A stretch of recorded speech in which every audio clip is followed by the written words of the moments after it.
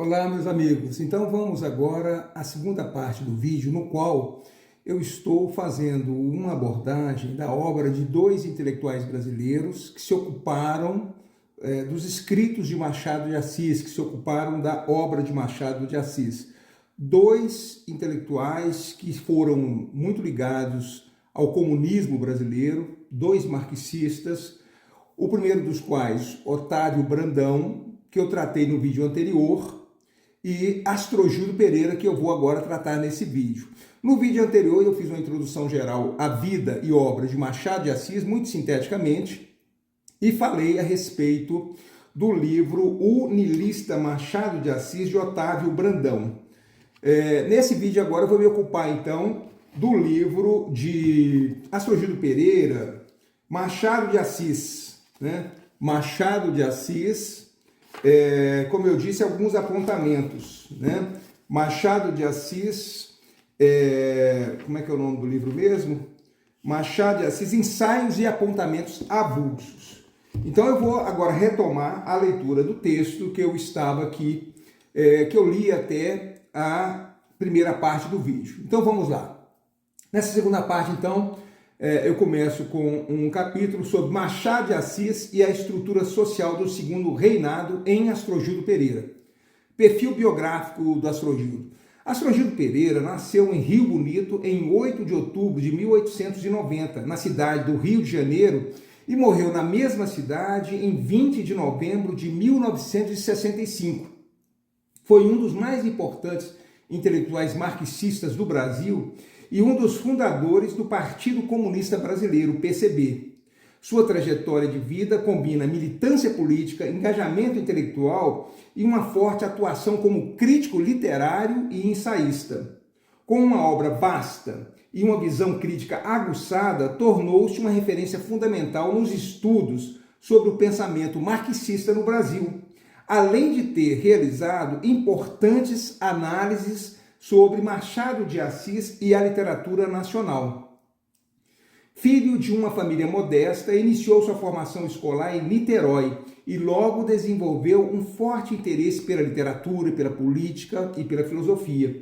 Desde muito jovem, demonstrou um espírito inquieto e autodidata, o que o levou a ler obras de grandes escritores e pensadores como Machado de Assis, Karl Marx e Friedrich Engels.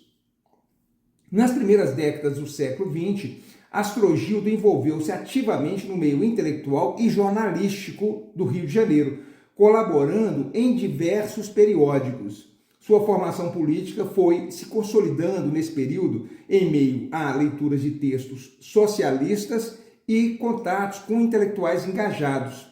No início dos anos 1920, Astrogildo Pereira aproximou-se das ideias marxistas e tornou-se um dos principais articuladores da fundação do Partido Comunista do Brasil, PCB, em 1922. Como um dos organizadores do movimento comunista do Brasil, foi eleito o primeiro secretário-geral do partido.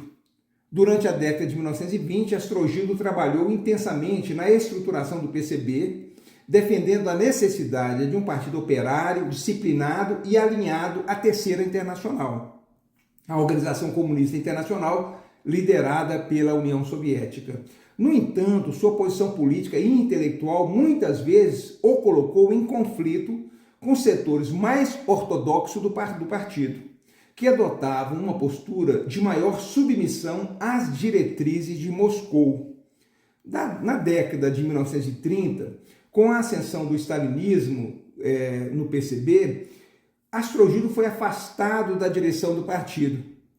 Seu pensamento mais independente e crítico não era bem visto por setores alinhados ao centralismo rígido da União Soviética. Mesmo fora da liderança, ele continuou atuando como intelectual marxista, escrevendo sobre política, cultura e literatura. Aqui a gente percebe que o Astrogildo, talvez ao contrário do Brandão, do Otávio Brandão, já seja uma pessoa, uma figura, um intelectual mais, de uma postura mais crítica, né? Que não aceita de maneira,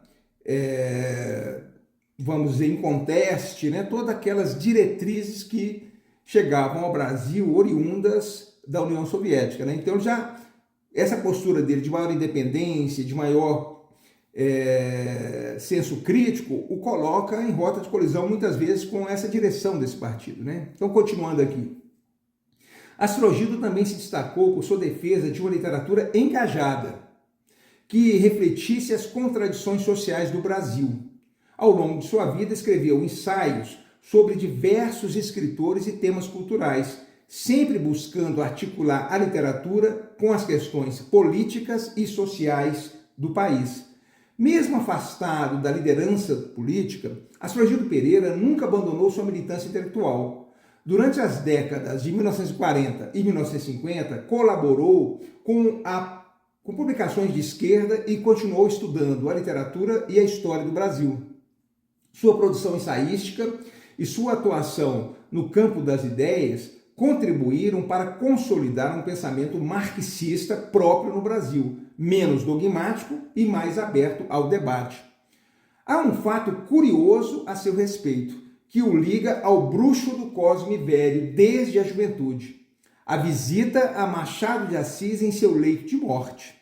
Com o título A Última Visita, Euclides da Cunha, o grande Euclides da Cunha, rememora o acontecimento nas páginas do Jornal do Comércio no dia 30 de setembro de 1908. Esse episódio é belíssimo, né? Então, continuo eu aqui. Esse episódio é um dos momentos mais marcantes da juventude de Astrogildo e revela tanto sua admiração precoce por Machado de Assis, quanto sua inserção no meio intelectual da época. No final de setembro de 1908, Machado de Assis estava gravemente enfermo. O jovem Astrogildo, então, com apenas 18 anos incompletos, decidiu visitá-lo. Esse encontro foi testemunhado por ninguém menos que Euclides da Cunha, que escreveu sobre a cena nas páginas do Jornal do Comércio, como dissemos. Mas além de Euclides da Cunha, havia ali um ciclo muito íntimo próximo ao Machado, né?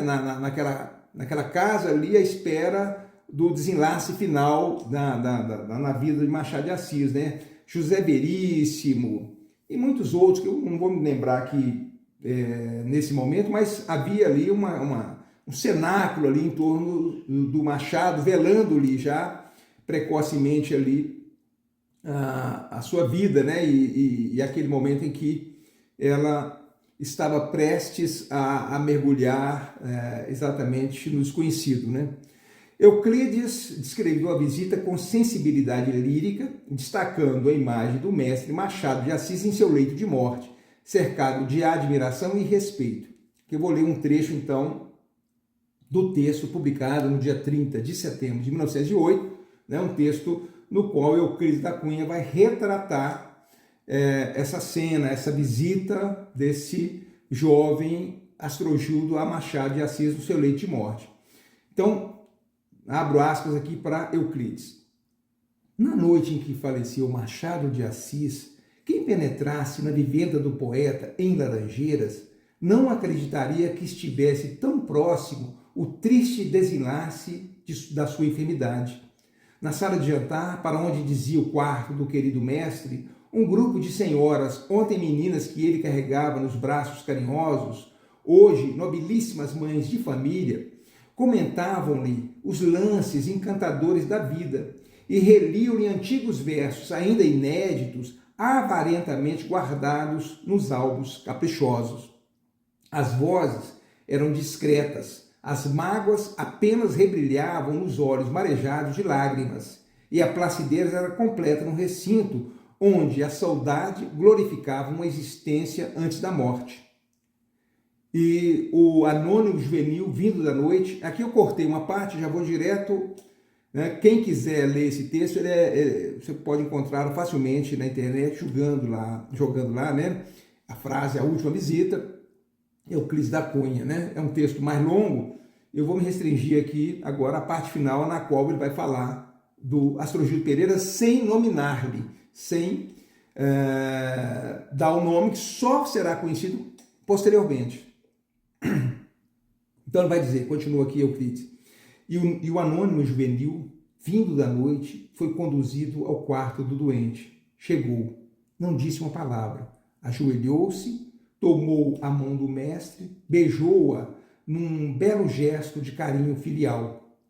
Aconchegou depois, por algum tempo, ao peito. Levantou-se e, sem dizer palavra, saiu. À porta, José Veríssimo perguntou-lhe o nome. Disse-lhe, mas deve ficar anônimo. Qualquer que seja o destino dessa criança, ela nunca mais subirá tanto na vida. Naquele momento, o seu coração bateu sozinho pela alma de uma nacionalidade. Naquele no meio segundo em que ele estreitou o peito moribundo de Machado de Assis, aquele menino foi o maior homem de sua terra. Ele saiu e houve na sala, um pouco invadida de desalentos, uma transfiguração. No fastígio de certos estados morais, concretizam-se às vezes as maiores idealizações. Pelos nossos olhos passara a impressão visual da posteridade. Eu acho um texto belíssimo, né? Então, continuo aqui eu. Esse trecho do texto de Euclides da Cunha é um reflexo poético da morte e da transitoriedade da vida. A escrita de Euclides é carregada de simbolismo, refletindo o respeito e a reverência ao grande escritor, que naquele momento de sua morte simbolizava não apenas um autor, mas a própria alma nacional. A descrição do cenário em que um grupo de senhoras discutem os versos de Machado de Assis mostra uma atmosfera de serenidade e saudade. Mesmo diante da iminência da morte do mestre, a sala é dominada por uma tranquilidade quase celestial. A platitude da situação é acentuada pela presença dessas mulheres que, em seus papéis de mães e figuras respeitáveis daquela sociedade, representam o ciclo da vida que, em muitos aspectos, Machado de Assis ajudou a formar e a consagrar na literatura brasileira. Isto dá uma sensação de que, apesar da morte física iminente, o legado do escritor se perpetuará por meio das memórias e das palavras que ele deixou imortalizadas e passadas de geração em geração. O ponto de transição do texto é a chegada do anônimo juvenil, que personifica na interpretação de Euclides a união entre a vida e a morte, entre a continuação da história e o fim da existência individual. Esse gesto simples, beijar a mão do mestre, tomar-lhe o peito e em silêncio sair, é visto como uma forma de transcendência. A visita desse jovem não é apenas um gesto de carinho, mas um simbolismo da continuidade da tradição e da arte que Machado de Assis representou. Ele é um vínculo, o sem saber da posteridade e, ao mesmo tempo, um reflexo da posteridade que se consagra em sua proximidade com o grande mestre. A última parte do trecho é um momento de epifania, quando o jovem sai e é descrito como o maior homem de sua terra naquele instante. Euclides da Cunha nos convida a refletir sobre o impacto da morte e da memória. O breve momento de contato com o peito moribundo de Machado de Assis torna o jovem alguém imortalizado. Não pelo que seu próprio mérito, mas pela conexão direta com a grandeza do mestre. A transfiguração que ocorre na sala reflete a transformação da dor e da perda em algo mais sublime. A ideia de que a grandeza do escritor transcende a morte. E com ela, o que sobra é a posteridade, que muitas vezes não é apenas o resultado de uma vida, mas do símbolo que ela representa. Euclides da Cunha, portanto, está explorando o papel simbólico de Machado de Assis na formação do Brasil como ícone cultural e como contato entre gerações. E se dá de forma quase mística ao conectar o mestre com aquele que, mesmo desconhecido, o reverencia no momento de sua partida. A presença de Astrogilda naquele momento mostra o impacto que o autor de Dom Casmurro já exercia sobre a nova geração de intelectuais brasileiros. Esse episódio adquire um simbolismo interessante, pois, anos mais tarde, Astrogildo Pereira se transformaria em um dos mais importantes intérpretes da obra de Machado, sob uma ótica marxista, consolidando essa relação de influência intelectual. Astrogildo Pereira faleceu em 21 de novembro de 1965, deixando um legado fundamental para a história do pensamento marxista e da crítica literária no Brasil. Agora eu vou aqui para um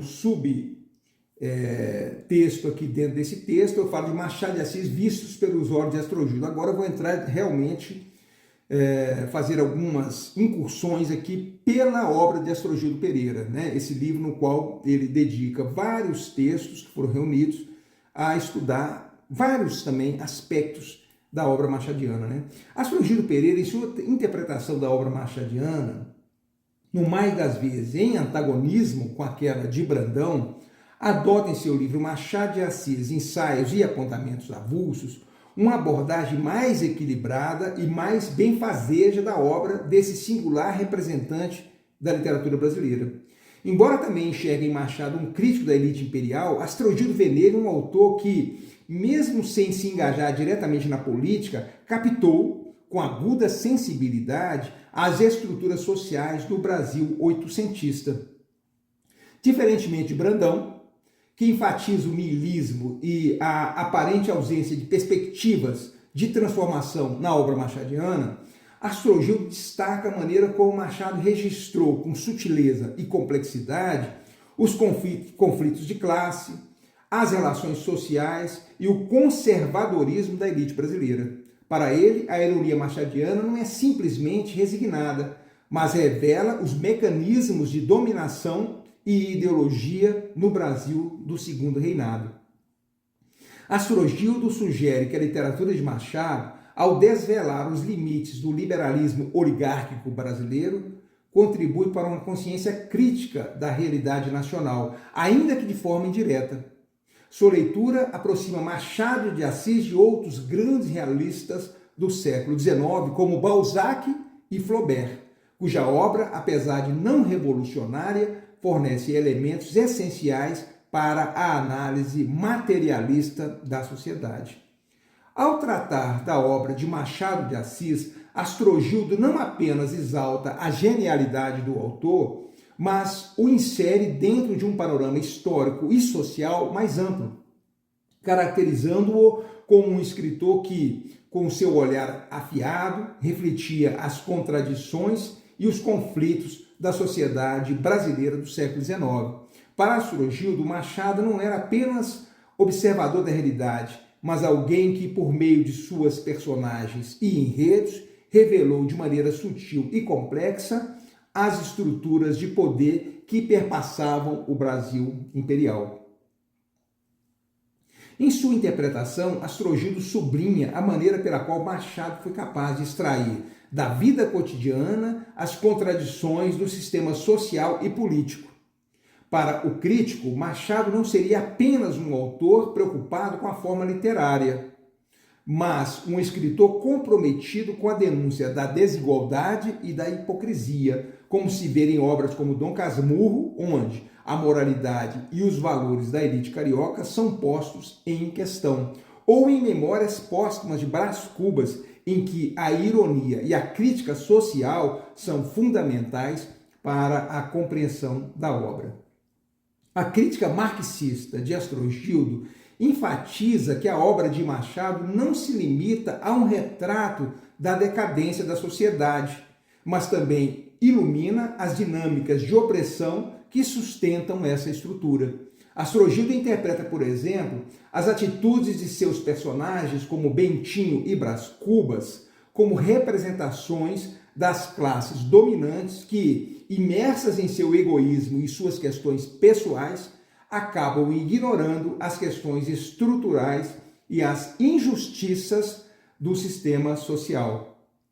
Astrogildo também observa a posição de Machado de Assis em relação à sua própria classe social. Filho de uma classe marginalizada, neto de escravizados, Machado ascendeu à elite intelectual e cultural do Brasil, tornando-se um exemplo de intelectual orgânico, que mesmo passando a pertencer à classe dominante, foi capaz de criticar seus próprios pares.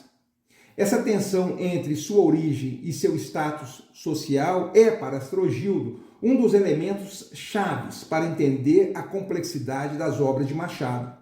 Ele vê o autor não apenas como um escritor da elite, mas como alguém que, mesmo dentro desse contexto, foi capaz de entender e, de maneira sutil, criticar a hipocrisia e as falácias das classes dominantes.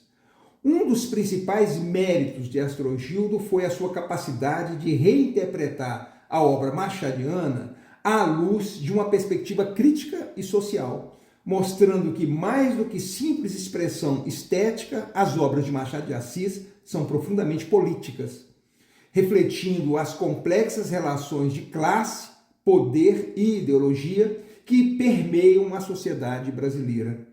Ao fazer isso, Astrogildo não apenas contribuiu para uma melhor compreensão de Machado, mas também forjou uma nova maneira de ver a literatura, onde a arte e a crítica social estavam intrinsecamente ligadas. Ao trazer à tona a interpretação marxista de Machado de Assis, Astrogildo não só renovou a leitura da obra do escritor, mas também apontou para um caminho mais engajado e crítico da literatura brasileira. Uma literatura que não se limitava a reproduzir a realidade, mas que também buscava questioná-la, problematizá-la e talvez transformá-la no limite. Registre-se que o ceticismo político e social de Machado de Assis assim o propõe. Como dirá Astrogildo, abre aspas, evidentemente, a obra de Machado de Assis nada possui de panorâmico, de cíclico, de épico.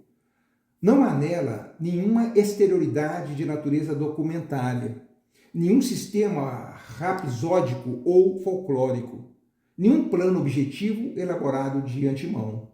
Os seus contos e romances não abrigam heróis extraordinários, não fixam ações grandiosas e excepcionais.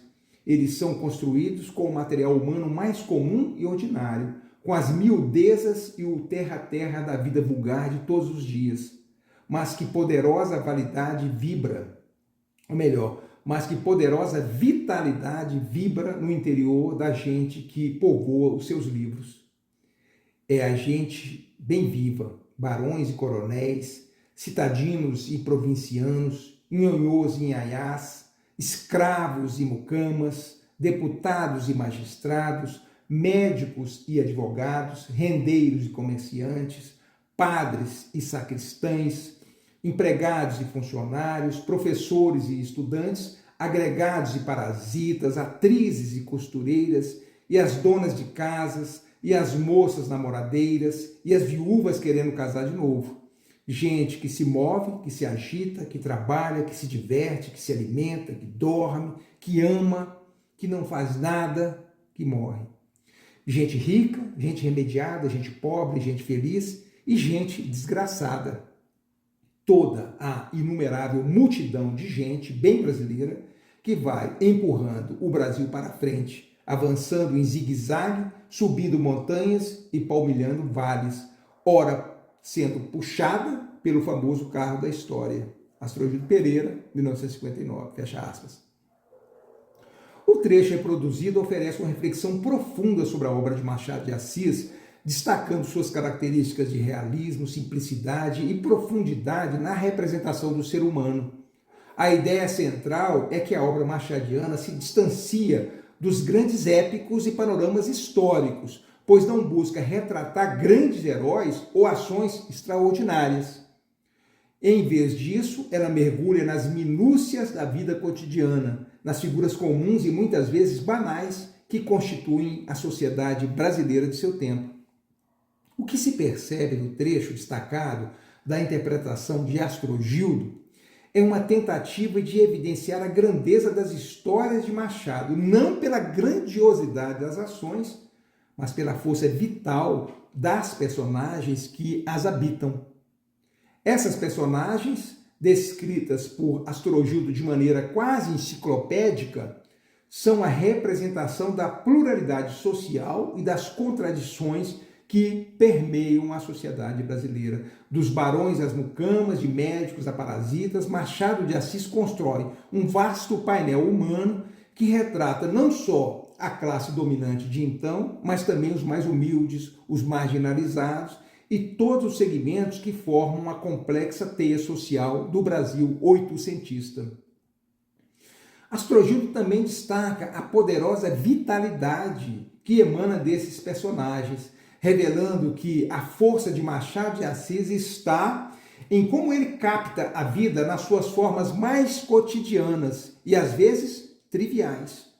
Cada um dos personagens, com suas motivações e desejos, representa um microcosmo da sociedade em constante movimento, em suas conquistas e fracassos, suas buscas por sentido ou sua conformidade.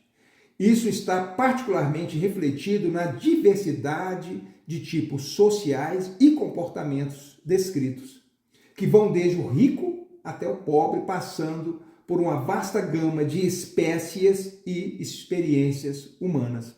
A frase, entre aspas, empurrando o Brasil para frente, avançando em zigue-zague, fecha aspas, parece sugerir que a trajetória da nação, com todas as suas contradições e complexidades, é refletida nesse movimento irregular e tortuoso das vidas desses indivíduos.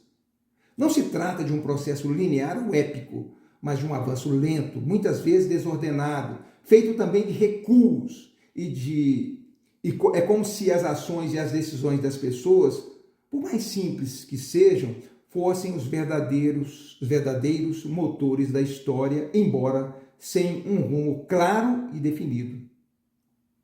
Por fim, Astrogildo destaca que a obra de Machado de Assis é um monumento justamente por essa habilidade de capturar as complexidades do ser humano comum sem recorrer à espetacularização da vida ou à grandiosidade narrativa.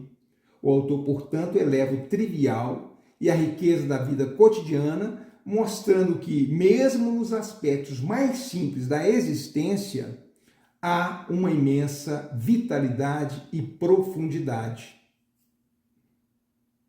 Vou continuar agora com uma terceira parte, na qual eu busco estabelecer convergências e divergências entre o Machado de Assis, escrito pelo Otávio Brandão, e o Machado de Assis, descrito pelo Astrogildo Pereira, né? Um Machado de Assis entre o niilista e o crítico social.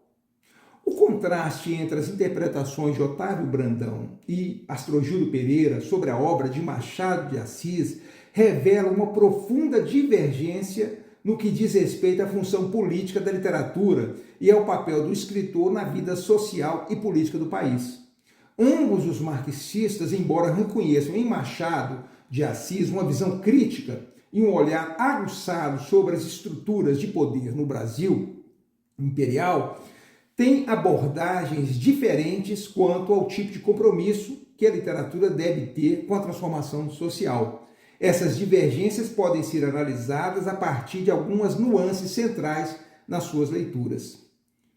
E aqui eu abro mais um subtítulo: a crítica social de Machado, uma perspectiva direta para uma indireta. Brandão, influenciado por uma linha mais ortodoxa do marxismo, defende que a literatura tem um papel revolucionário implícito.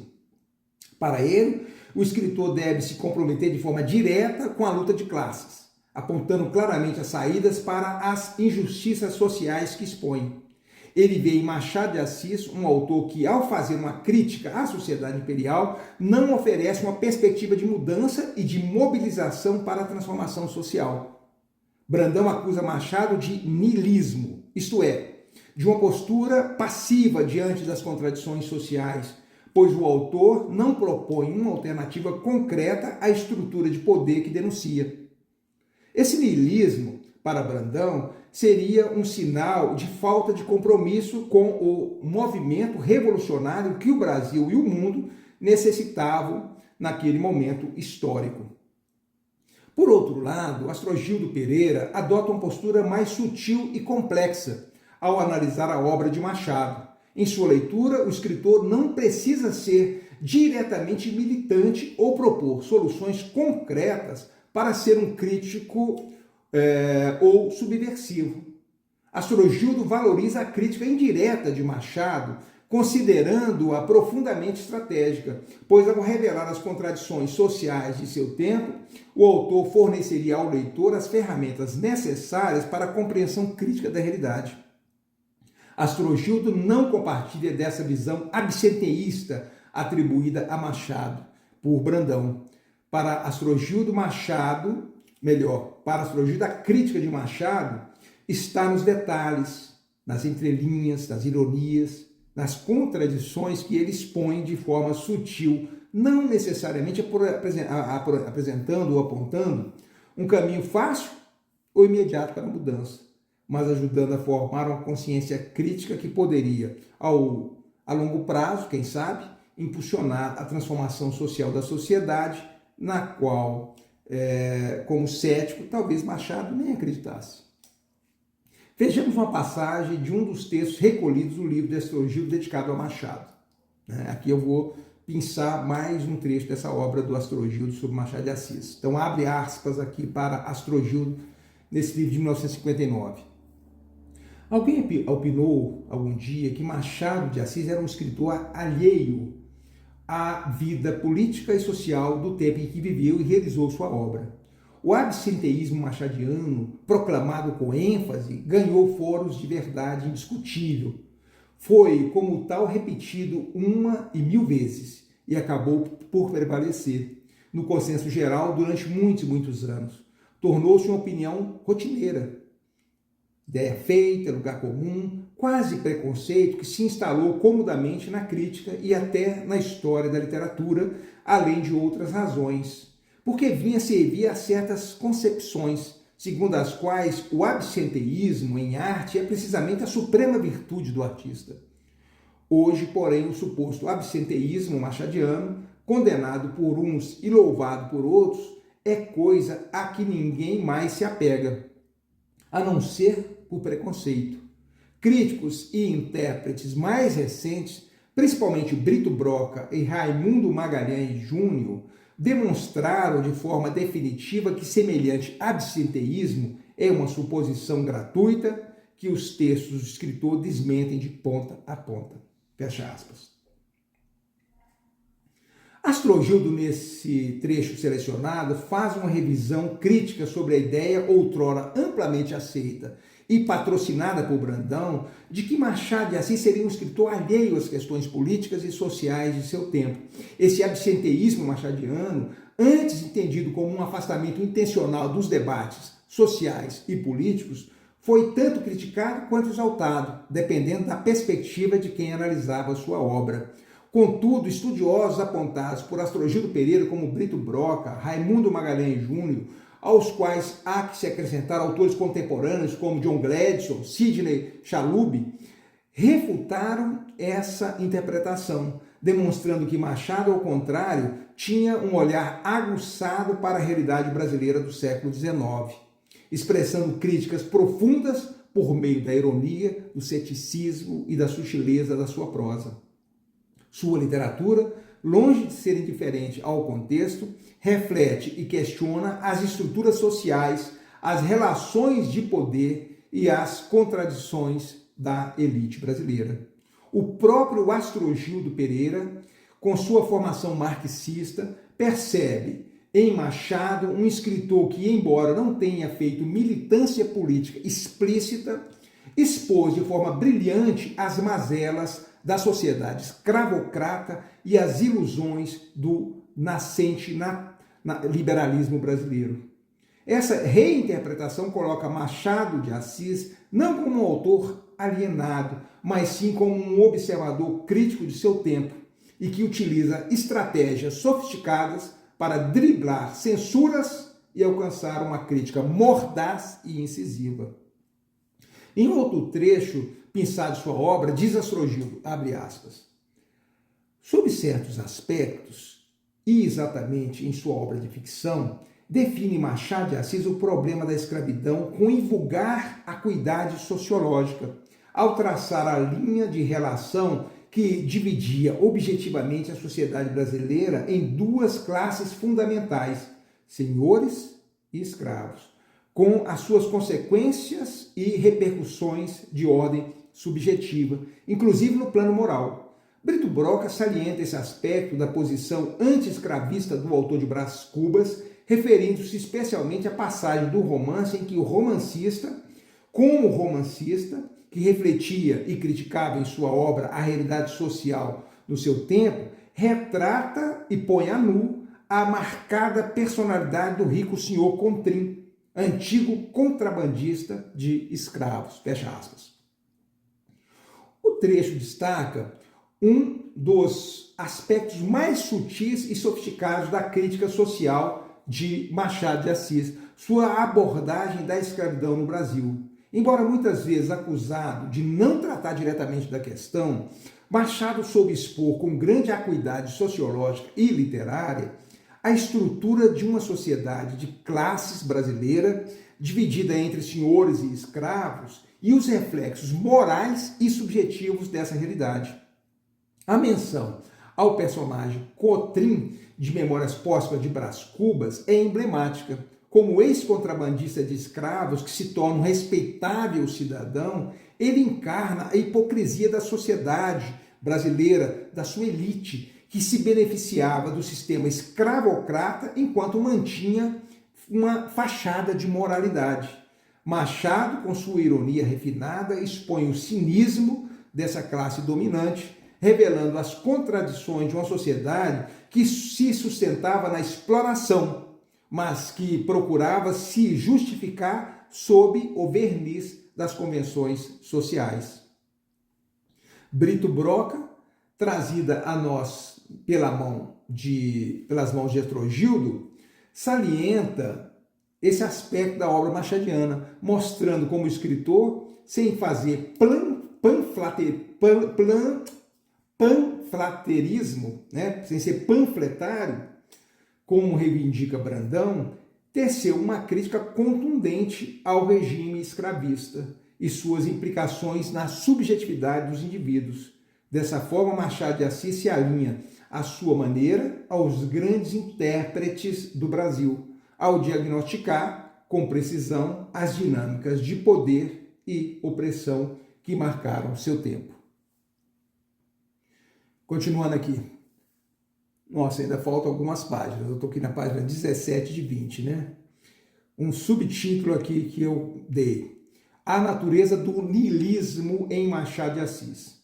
O niilismo apontado por Brandão, portanto, não é apenas uma leitura do vazio moral ou da impotência de Machado frente ao sistema, mas uma crítica mais radical à falta de ação que ele percebe na obra machadiana. Brandão parece esperar de Machado uma postura mais ativa, algo que não está apenas na denúncia, mas no engajamento claro na luta social. A ausência de uma proposta transformadora na visão de Brandão torna Machado um observador, mas não um agente ativo na construção de uma mudança política. Astrogildo, por sua vez, ressignifica essa acusação de niilismo. Para ele, a postura de Machado não é uma apatia ou um conformismo, mas uma estratégia crítica profunda e sofisticada. O que Brandão interpreta como niilismo, Astrogildo vê como reflexão crítica, que expõe as contradições do Brasil imperial de maneira que é mais eficaz e transformadora. Ao invés de só se comprometer com o movimento revolucionário explícito, Machado, segundo Astrogildo, atua como um revelador das falácias sociais e políticas da sua época, o que possibilita uma compreensão mais profunda das engrenagens da opressão. Ouçamos mais uma vez Astrogildo, abre aspas. O escritor Machado de Assis possuía, no mais alto grau, a vocação para a observação e a análise das ações humanas, para a crítica social em suas várias modalidades, inclusive as de ordem política.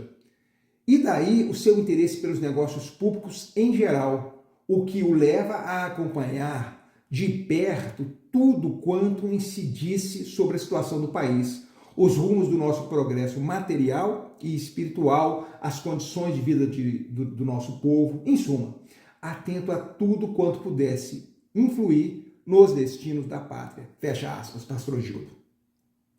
Essa leitura que Astrogildo faz da obra machadiana dialoga com a tradição crítica que reivindica Machado de Assis como um autor engajado, ainda que sua crítica social e política não se manifestasse de forma, ou melhor, ainda que sua crítica social e política se manifestasse de forma sutil, por meio da ironia, do ceticismo e do uso magistral da ambiguidade. Seu olhar crítico sobre a sociedade escravocrata, as elites políticas e os costumes do Segundo Reinado e da Primeira República está presente em obras como Memórias Póstumas de Brás Cubas, Quincas Borbas e Isaú Jacó. A visão de Astrogildo insere-se, portanto, em uma interpretação marxista de Machado, aproximando-se de leituras como a de Robert Schwartz, que enfatizam o modo como o escritor desvela as contradições da sociedade brasileira. Assim, essa perspectiva desmonta o mito de um Machado alienado e afirma sua posição como uma das mais agudas, ou melhor, como um dos mais agudos intérpretes do Brasil. Um outro tópico que eu abro aqui, Machado como crítico sagaz do Segundo Reinado versus Machado como niilista. O foco de Brandão recai sobre o absenteísmo e o apoliticismo de Machado, a sua falta de ação revolucionária e o seu acomodamento no seio da burguesia capitalista da época, que o acolhe e o integra. Enquanto Astrogildo prefere explorar a maneira como Machado, ao invés de se limitar à formalidade e ao distanciamento intelectual, se apropria da literatura para iluminar as contradições estruturais de sua sociedade. Machado, para Astrogildo, é essencialmente um crítico social que, com sua escrita apurada e seu olhar de observador, revela as desigualdades de classe e as hipocrisias das elites dominantes. Essa perspectiva não deixa de ser revolucionária, embora de uma forma mais indireta, pois ela constrói uma base de reflexão crítica que é potencialmente subversiva, mas não necessariamente exige uma ação direta no sentido imediato do termo. E aqui mais um item do texto, eu vou dizer do papel da literatura na transformação social, visão de curto prazo versus visão de longo prazo. Uma das diferenças cruciais nas leituras de Brandão e Astrogildo está na concepção do papel da literatura como agente de transformação. Brandão quer algo mais imediato e objetivo da literatura, uma função de incitamento que mobilize a classe trabalhadora para a ação. A literatura deve ser clara, militante e profundamente voltada para a construção de uma nova ordem social. Ele se incomoda com a ambiguidade ou a sutileza de Machado, que ao invés de conduzir a um caminho claro de mudança, coloca questões e desafios, mas não oferece uma solução prática. Como um comunista um tanto sectário, estava certamente preso aos cânones vigentes da antiga União Soviética, onde os escritores eram amplamente cobrados para se engajarem diretamente na causa socialista por meio de suas obras. E aqui cabe um parênteses. Eu falei, quando eu falava da biografia do Brandão, ele passou muitos anos na União Soviética, de fins da década de 20 até início da década de 40. Então ele assistiu a esse cenário, no qual os escritores russos eram cobrados efetivamente a retratar essa luta de classes, a mostrar essa situação de injustiça social que deve ser combatida pelo socialismo. Então, voltando aqui ao texto, a leitura do meu texto. A literatura era vista como uma ferramenta de transformação social e ideológica, e o Estado, especialmente sob Stalin, impunha diretrizes rígidas para a produção literária. O realismo socialista foi a doutrina oficial a partir da década de 1930, exigindo que os escritores retratassem a luta de classes de maneira otimista, exaltando o proletariado e o Partido Comunista. Astrogildo, em contrapartida, percebe na obra de Machado um tipo de crítica que é mais profunda e talvez mais eficaz a longo prazo. A crítica social de Machado de Assis, por sua vez, mais implícita e estruturada, permite ao leitor uma reflexão mais ampla sobre a sociedade e seus problemas. Ao não propor respostas fáceis, Machado possibilita uma mudança de mentalidade que, embora não imediata, é igualmente poderosa. Para Astrogildo, Machado de Assis é um escritor de uma literatura estrutural, que não apenas denuncia, mas também aponta para a necessidade de uma compreensão mais apurada das relações sociais e de poder. Embora as interpretações de Brandão e Astrogildo sobre Machado de Assis apresentem claras divergências e contraposições, elas também se complementam de certa forma. Ambos reconhecem o autor como um observador incisivo da realidade brasileira, capaz de revelar as entranhas de uma sociedade profundamente desigual. Ao final, ambos concordam que Machado de Assis é um escritor fundamental para compreender as dinâmicas sociais e políticas do Brasil, embora suas leituras da função da literatura na sociedade se oponham amplamente. A análise de Machado de Assis sob o viés marxista tem um valor que vai além do interesse histórico. Em tempos de intensos debates sobre a relação entre literatura e política, as abordagens de Brandão e Astrogildo mostram como o mesmo autor pode ser interpretado de diferentes maneiras, dentro de uma mesma tradição crítica. Se, por um lado, a leitura de Brandão nos alerta para os limites do pessimismo machadiano como ferramenta de transformação social, a de Astrogildo nos lembra que a crítica literária não se restringe ao engajamento direto, podendo atuar como meio de desnaturalização das relações de poder. Essas interpretações, longe de esgotadas, podem continuar a alimentar novas discussões sobre Machado e o seu papel na literatura brasileira.